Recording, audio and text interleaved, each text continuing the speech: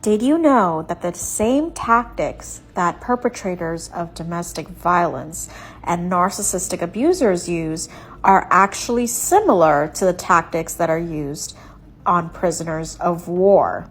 Sociologist Albert D. Biderman was a researcher who investigated the tactics that were used on prisoners of war.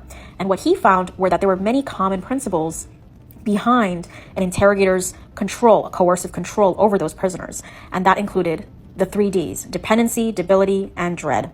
Now, of course, in the context of domestic violence, these tactics are going to be used differently and on a different scale. But I do want you to realize that they're very similar and they overlap, so that the next time you are tempted to blame yourself, you have to realize that these are torture tactics and they are used to keep you dependent on the narcissist.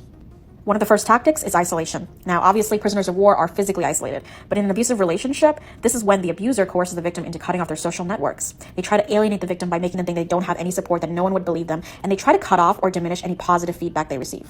The second tactic is monopolization of perception. This is when the abuser gets you to center your entire focus on them and their abuse. They limit any kind of feedback or information that would allow you to gain independence and validation from others. And this can also include the gaslighting that they use to instill self-blame, fear, obligation, and guilt.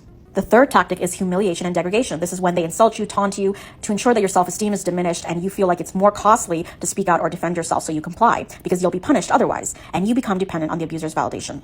The next one is exhaustion and threats.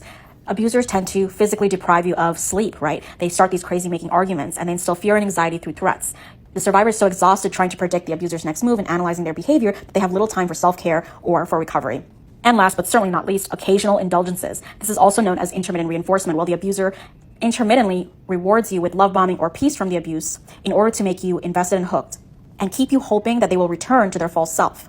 This tactic also establishes the authority and power of the abuser to reward you when you comply.